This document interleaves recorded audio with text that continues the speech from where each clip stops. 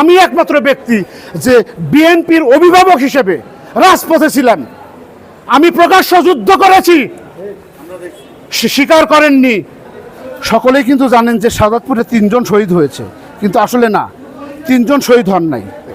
13 নম্বর sector আমি থাকি, তো রাজনৈতিক কারণে শাহাদাতপুর এবং ঢাকা 2 জায়গায় আমাকে কাভার দিতে হচ্ছে।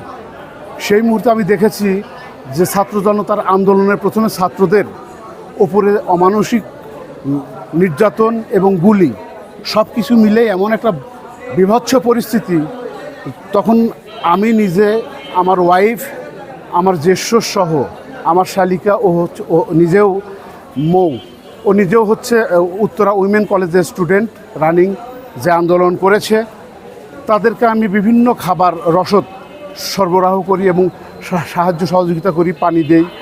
এভাবেই মুগ্ধ চত্বর থেকে শুরু করে পরবর্তীতে যখন দেখা গেল যে মানে একটা বিভীষিকা, একের পর এক লাশ পড়তেই আছে, তখন বাধ্য হয়ে নিজেই রাজপথে আন্দোলনে নেমে গেলাম। পরবর্তী টাইমে যখন এই জুলাই আন্দোলনে হঠাৎ করে দেখা গেল যে ইউটার্ন, অর্থাৎ অলরেডি এই আন্দোলন থেকে পিছু হটার জন্য অলরেডি মানে এই ইউটার্ন নিছে। ঠিক সেই মুহূর্তে দেশনায়ক তারেক রহমান 31 দফার জনক, তিনি আমাদের আনুষ্ঠানিকভাবে নির্দেশ দেন যে যেভাবে পারো তোমরা ঝাঁপিয়ে পড়ো এবং ছাত্র জনতাকে রক্ষা করতে প্রয়োজনে নিজেরা তোমরা বুকের রক্ত বিলিয়ে দিবে। আমি সত্যি ওই উদাত্ত আহ্বানেই কিন্তু এতটাই মানে উৎসাহিত হই যে আমার ভিতর একটা স্বপ্ন জাগে যে এই লাল সূর্যকে এইবারই শেষ যুদ্ধটাই করব।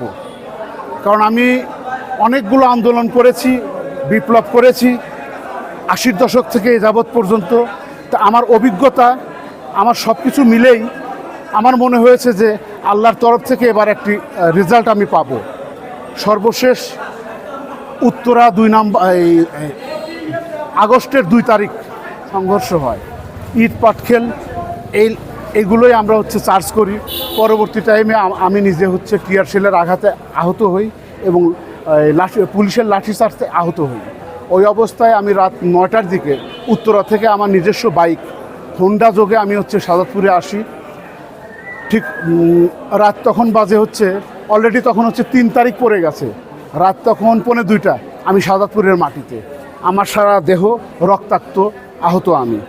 ওই অবস্থাতে আমি রাত্রি জাগরণ করে নদীর পূর্ব পার্শ্বে খুকনি ইউনিয়ন থেকে শুরু করে রূপসী, জালালপুর, কৈজুরি, জামিরতা, পরজনা, গুদিবাড়ি, তারপরে ওদিকে হচ্ছে আপনার গালা ইউনিয়ন, রূপবাটি ইউনিয়ন, এইভাবে মোটামুটিভাবে আল্লাহ দিলে 3 তারিখ দিনভর এবং রাত ভর এই ওয়ার্কগুলো করি।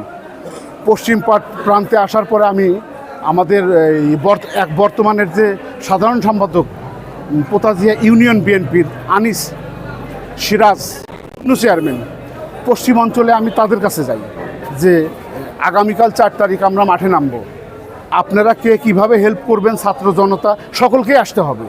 তখন অভূতপূর্বভাবে আনিস সহযোগিতা করে। আমাদের চুন্নু ভাই, সে নিজেও একজন ছাত্রনেতা ছিল এবং এই শাহাদাতপুর সরকারি কলেজের প্রভিপি, তিনিও লোকবল সহকারে। এবং আপনারা দেখেছেন যে 4 তারিখ সকাল 10:30টার দিকে যখন এই আমাদেরকে প্রতিহত করার জন্য যুবলীগ, ছাত্রলীগ সহ সম্মিলিতভাবে তারা থানারঘাট করতোয়া ব্রিজের দিকে অগ্রসর হয় যুবলীগের একটা সশস্ত্র বাহিনী। এবং প্রথমে গিয়েই আমার আপন ভাতিজা যুবদল নেতা মুরাদকে বেদম মারপিট করা হয় এবং আহত অবস্থায় ফেলে রেখে তারপরে তারা করতোয়া ব্রিজের ওখানে যায়। তারপরে তো আমরা পাল্টা আক্রমণ করি, হামলা করে করতোয়া ব্রিজে সাময়িক বাধার সম্মুখীন হই। যেহেতু ওখানে পুলিশ অবস্থান নিছে, পুলিশ 2-3 রাউন্ড ফাঁকা ফায়ারও দিয়েছে, এমনি তো আহত হন। ওই অবস্থায় আমরা শাহাদাতপুর শহরে এসে আওয়ামী লীগ অফিস এবং এমপি সাহেবের বাসভবনের ওদিকে গিয়ে আমরা প্রতিহত করি। উপজেলা প্রশাসনিক কার্যক্রম তো একদম তারা মানে অফিস টফিস ফেলে চলে গেছে। শাহাদাতপুরেও বিভিন্ন প্রান্তে আমরা শান্তিপ্রিয়ভাবে কিন্তু আসলে সেদিনকে এমন একটা রণাঙ্গন সৃষ্টি হয় যে সাধারণ মানুষের দীর্ঘদিন ভোট না দেবার যে একটা যন্ত্রণা, দীর্ঘদিন বাক স্বাধীনতা কেড়ে নেওয়ার যে অপপ্রয়াস ছিল, সব কিছুর মিলেই যে বিধ্বংসী অনেক ভাঙচুর হয়েছে এটাও সত্য। কিন্তু আমরা যারা এই ফ্রন্ট সাইডে ওপেন আমরা নেতৃত্ব দিয়েছি, আন্দোলন করেছি, সংগ্রাম করেছি, আমরা আসলে সেদিন ঠেকাতে পারিনি, কারণ আমাদের কথাও তখন ছাত্র জনতা শোনে নাই। তবে অনেকগুলো জায়গায় আমরা ক্ষয়ক্ষতির হাত থেকে রক্ষা করতে পেরেছিলাম। তার মধ্যে আমি নিজে সাদাতপুর থানা যখন ছাত্র জনতা সম্মিলিতভাবে আক্রমণ করবে তখন আমি কিন্তু সেখানে বাধা দিয়েছি, যথেষ্টভাবে তাদের প্রতি কৃতজ্ঞ। সাদাতপুর থানার প্রশাসন, তৎকালীন সময় ওসি সবুজ রানা এবং এই বর্তমান এখনও যিনি আছেন আমাদের কামরুজ্জামান সাহেব সার্কেল এএসপি, ওনারা নিজেরাও ওই সময় এই আন্দোলনে ইচ্ছা করলে যখন আমরা মাঠে নামি আমাদের ডিরেক্ট গুলি করতে পারত, কিন্তু ওনারা কিন্তু ওই সময় ছাড় দিছে যথেষ্টভাবে। কারণ আমি নিজে এই জিনিসগুলো খেয়াল করেছি, লক্ষ্য করেছি, যে কারণে আমি তাদের প্রতি কৃতজ্ঞ যে অন্য জায়গার পুলিশ যেমন অতি উৎসাহী হয়ে ছাত্র জনতার উপর ঝাঁপিয়ে পড়েছে, সেদিক থেকে আপনারা কিছুই করেননি। সেজন্য আমরা আপনাদের সেই কৃতজ্ঞতার আলোকে আপনাদেরকে স্মরণ করছি এবং দায়িত্বের দিক থেকেই সেদিন সাদাতপুর থানাকে রক্ষা করেছিলাম ছাত্র জনতার হাত থেকে, যাতে করে পুড়িয়ে না দেওয়া হয় এবং আপনাদের কোনো রকম জানমালের ক্ষতি হতে দেয়নি, এটা প্রমাণ করে বলতে পারি এবং আপনারাও সেটা স্বীকার করতে বাধ্য। তবু আজকে আমি আপনাদের স্মরণ করি যে আপনারা ভালো থাকুন, আপনারা কোনো সংস্থা, কোনো রাজনৈতিক দলের এজেন্ডা বাস্তবায়ন করবেন না, কারণ জুলাই বিপ্লবে আমার সাদাতপুরের আপনারা জানেন যে সকলেই কিন্তু জানেন যে সাদাতপুরে 3 জন শহীদ হয়েছে, কিন্তু আসলে না, 3 জন শহীদ হন নাই, হয়েছে শহীদ জুলাই গণ অভ্যুত্থান 24-এ শহীদ হয়েছে উপজেলা, আমাদের সাদাতপুর উপজেলা স্বেচ্ছাসেবক দলের যুগ্ম আহ্বায়ক শহীদ ইয়াহিয়া, যার বাড়ি খুকনিতে, এবং ঢাকায় শহীদ হয়েছেন। এবং আরও শহীদ হয়েছেন এই শহীদ মনিরুজ্জামান সাহেব, ইনি একজন আর্মি পার্সন ছিল, অসুস্থ, তিনি কিন্তু হাসপাতালে যাইতে নিয়েছে, ওই সময় পুলিশের গুলিতে উনি আহত হন এবং দীর্ঘদিন রোগ শোকে আক্রান্ত হয়ে উনি নিহত হন। তারপরে আপনার আরেকজন শহীদ হয়েছিল আমাদের শহীদ অন্তর, ওর বাড়ি কৈজুর ইউনিয়নের। আর আমাদের রূপপুর নতুন পাড়ায় বাড়ি শহীদ সুজন, আমাদের এক শিক্ষকের ছেলে। তো দেখেন, গোটা বাংলাদেশের মধ্যে আমার সাদাতপুরের তেজদীপ্ত মাটি কেমন আপনারা খুব ভালোই জানেন যে, এবং এই জুলাই বিপ্লবে কিন্তু পর্দার অন্তরাল থেকে আমাদেরকে সার্বিকভাবে সহযোগিতা করেছিলেন ডক্টর এম এ মুহিত সাহেব, ইকবাল হাসান হিরু ভাই, আমাদের বন্ধু আরিফ, উপজেলা পৌর বিএনপির আমাদের নওশাদ ভাই, হাজি আয়ুব ভাই, আমাদের স্বেচ্ছাসেবক দলের এই লড়াইয়ে ছিলেন, সহযোগিতা করেছেন শাকিব চৌধুরী, মাসুদ রানা সহ আমার ছাত্র দলের এই নেতৃবৃন্দ, যুবদল, বিএনপি, অঙ্গ সংগঠন, এবং আমি তো আমার সঙ্গে একদম সম্মুখ সমরে যুদ্ধ করেছেন আমার ছোট ভাই যুবদল নেতা রবিউল। যেমন হাসিনা বিরোধী আন্দোলনের সময়ে এই ভোটের আগে যে বিপ্লব করেছিলাম, সেই বিপ্লবে কিন্তু রবিউলও আমার সঙ্গে সেই মশাল মিছিলে ছিল, এবং এবারের ছাত্র জনতার অভ্যুত্থানেও কিন্তু এই রবিউল, তারপরে যুবনেতা মুকুল সহ আরও অনেকেই কিন্তু ছিলেন। তো যাই হোক, আমি সকলের আল্লাহর কাছে কৃতজ্ঞ যে আল্লাহ এখনও বাঁচিয়ে রেখেছেন। কিন্তু আপনারা সাদাতপুরবাসী মিডিয়া, আপনারা দেখেছেন যে আসলে ওই দিনের 4 তারিখে যে যারা বিপ্লবে নেমেছিল তারাই সত্যিকার অর্থে যোদ্ধা।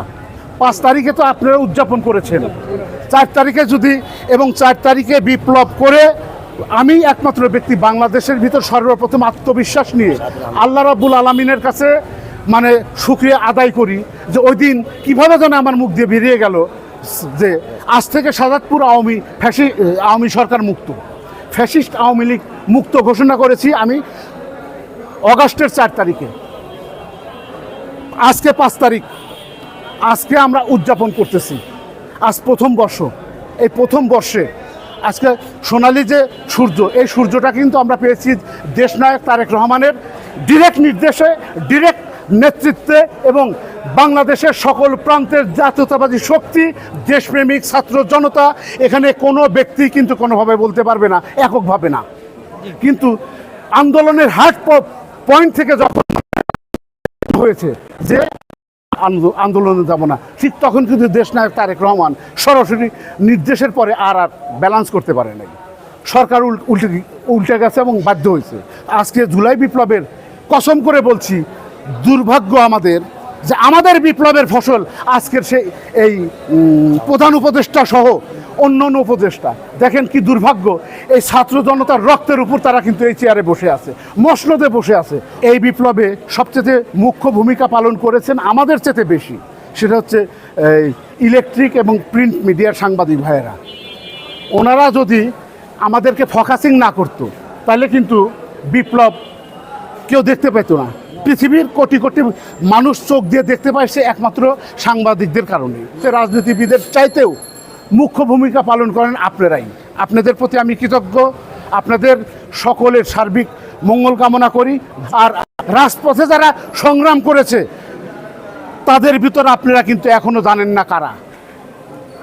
আমার কথা কি আপনাদের মনে আছে? প্রশাসনকে উদ্দেশ্য করে বলি, কিভাবে আপনারা জুলাই বিপ্লবের প্রোগ্রাম করেন, অথচ আমি একমাত্র ব্যক্তি যে বিএনপির অভিভাবক হিসেবে রাজপথে ছিলাম।